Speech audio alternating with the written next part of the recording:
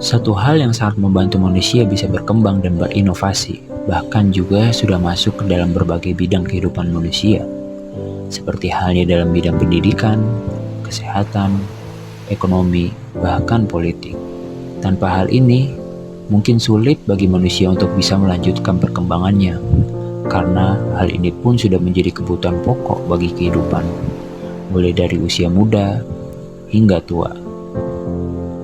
ICT literasi atau bisa dikenal sebagai TIK, meskipun berkaitan erat dengan kehidupan kita, akan tetapi banyak yang masih belum mengetahui apa itu pengertian TIK.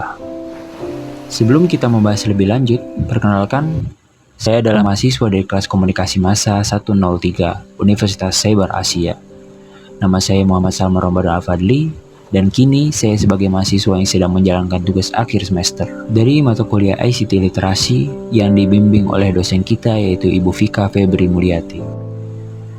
Oke, kita lanjut ke dalam inti pembahasan. Sebelum manusia mengenal sistem teknologi, mereka melakukan segala hal dengan usaha yang besar, berbeda jauh dengan apa yang dimiliki sekarang. Dengan sebagian besar aktivitas kita yang bersifat instan dan mudah, segala sesuatu yang mereka lakukan dulu tidak menggunakan alat yang bekerja secara otomatis. Perlu tenaga manusia itu sendiri untuk bisa menjalankan alat mereka agar dapat bekerja. Manusia memiliki potensi untuk mengubah sesuatu menjadi lebih efektif. Karena kita manusia hidup sebagai makhluk yang terus berkembang, seperti layaknya hewan yang dapat berevolusi pada lingkungannya. Berbeda dengan manusia yang berevolusi tidak hanya pada kemampuan fisiknya saja. Kecerdasan serta ide kreativitasnya yang muncul seiring berjalannya waktu, mencoba dan terus meneliti hingga bisa menciptakan sesuatu yang belum pernah terpikirkan, dan diteruskan kepada generasi setelahnya agar dapat dikembangkan. Proses ini akan terus berlanjut hingga manusia menciptakan penemuan-penemuan berikutnya. Hal ini menjadi catatan berkembangnya revolusi bagi umat manusia. Contoh revolusi terbesar yang dapat kita lihat seperti revolusi industri yang merupakan sebuah perubahan besar yang terjadi pada umat manusia dalam mengelola sumber daya yang ada dan caranya dalam menciptakan sebuah produk. Karena revolusi ini pun banyak berkembangnya sektor seperti transportasi, pertambangan, hingga manufaktur. Perkembangan ini juga berdampak besar bagi kondisi sosial, ekonomi, hingga budaya di seluruh dunia.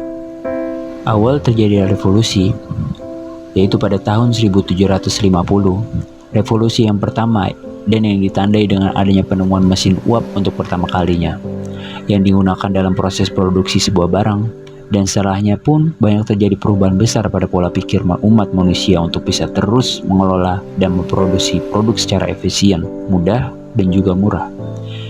Dan oleh karena itu, terjadinya peningkatan besar-besaran dalam perekonomian pada 2 abad tersebut. Lalu, pada awal abad ke-20, terjadinya revolusi yang kedua. Revolusi ini mengacu pada perkembangnya teknologi dalam industri, membuat segala proses produksi yang semulanya menggunakan mesin uap, kini tergantikan dengan adanya tenaga listrik. Lanjut ke revolusi yang ketiga. Terjadi pada akhir abad ke-20 dengan adanya teknologi digital dan diciptakannya sebuah internet. Manusia sekarang sudah bisa mengakses ruang serta waktu tanpa dibatasi dengan jarak. Revolusi ini juga menjadi awal mula diciptakannya sebuah robot pintar. Kemudian memasuki abad ke-21, karena adanya kemajuan teknologi sejak revolusi industri yang ketiga dan pada revolusi industri yang keempat, kemajuan teknologi terjadi begitu cepat. Karena manusia menemukan pola baru dalam industri, yaitu memanfaatkan ruang lingkup dalam internet. Hal-hal yang berbau teknologi pun semakin berkembang dan terus berkembang, hingga mengubah perspektif terhadap ukuran perusahaan. Yang artinya, ukuran perusahaan bukan lagi menjadi sebuah jaminan.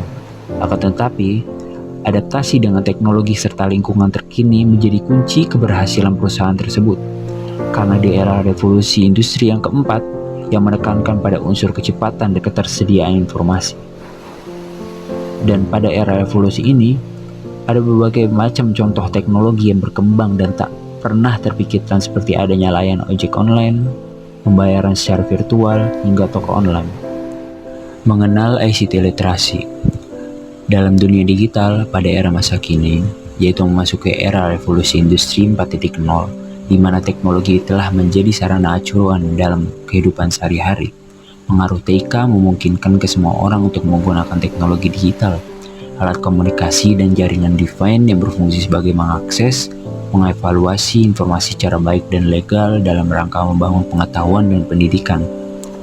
Dalam buku ciptaan Prof. Squat tahun 2017 dengan judul bukunya The Fourth Industrial Revolution, mengutip bahwa pada era revolusi industri 4.0 telah mengubah hidup dan kerja manusia secara fundamental. Berbeda dengan revolusi sebelumnya, revolusi industri 4.0 memiliki skala dan sarana ruang lingkup yang luas dan bebas. Berdasarkan literatur yang mendapat banyak pengakuan positif terhadap manfaat ICT. Dan dengan ICT literasi ini dapat membuat masyarakat Indonesia lebih maju. Istilah ICT literasi diartikan sebagai kemampuan dalam menggunakan alat teknologi informasi.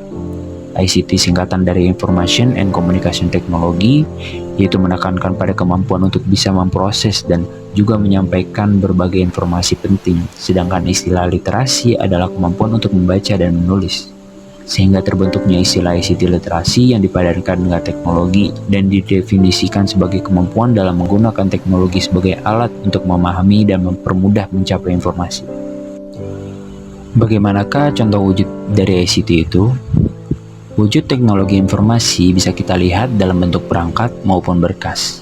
Contoh dalam bentuk perangkat seperti telepon, televisi, radio, kamera, komputer maupun laptop. Sedangkan dalam bentuk berkas seperti koran maupun majalah. Bagaimana manfaat ICT literasi dalam dunia masyarakat? Karena pesatnya penggunaan perangkat elektronik dalam masyarakat hingga tak kenal usia, turut membuat teknologi informasi sangat dibutuhkan dalam masyarakat luas. Berikut manfaat teknologi dalam kehidupan kita sehari-hari. Yang pertama adalah manfaat dalam dunia telekomunikasi. Dengan adanya teknologi, adanya perangkat elektronik seperti televisi, komputer, dan smartphone, itu menjadi sarana alat untuk membuat ataupun menyimpan, menyampaikan, hingga menyebarkan informasi. Yang kedua, manfaat dalam dunia bisnis, yaitu kegiatan yang melibatkan platform online dalam bisnis guna membantu memasarkan produk mereka sang penjual secara luas, juga membantu bagi banyak konsumen dalam mencari barang atau layanan dalam ruang lingkup yang luas dan cepat. Yang ketiga, manfaat dalam dunia pendidikan. Contohnya seperti adanya LMS, Learning Management System, yang dikembangkan baru-baru ini, adanya e-learning, pengerjaan tugas berbasis IT, mengadakan online course seperti Zoom, Meet, bahkan adanya kuliah online yang memudahkan sarana bagi para pekerja yang ingin melanjutkan studi ke jenjang sarjana. Yang keempat, manfaat di bidang kesehatan. Membantu dan mempermudah dalam mengatur manajemen klinik di dalam rumah sakit, dibandingkan dulu yang stafnya harus mencatat riwayat kesehatan pasien secara manual, tetapi sekarang hanya menggunakan media komputer untuk mengarsipkan datanya. Bisa juga menyimpan database pasien yang sedang dirawat di rumah sakit. Yang kelima, manfaat di dunia perbankan. Tidak salah lagi kalau perbankan memang harus memerlukan media teknologi. Karena di masa ini, di mana kita harus memiliki m-banking dalam mentransaksi apapun jika kita membuat rekening online. Hal ini agar mempermudah nasabah dalam bertransaksi tanpa harus mengunjungi kantor cabang untuk mengambil uang. Hasil dari pembahasan ini memasuki kesimpulan akhir. Pada masa era digital ini, patut bagi kita untuk terus mengikuti perkembangan teknologi dengan cara memeriksa kembali informasi dan komunikasi yang selalu update setiap saat agar kita tidak tertinggal oleh informasi. Karena hampir semua bidang dalam kehidupan kita sehari-hari sangat mengandalkan teknologi informasi dan komunikasi. Termasuk juga dalam pendidikan, ICT literasi juga dibutuhkan dalam mendukung jalannya proses pendidikan.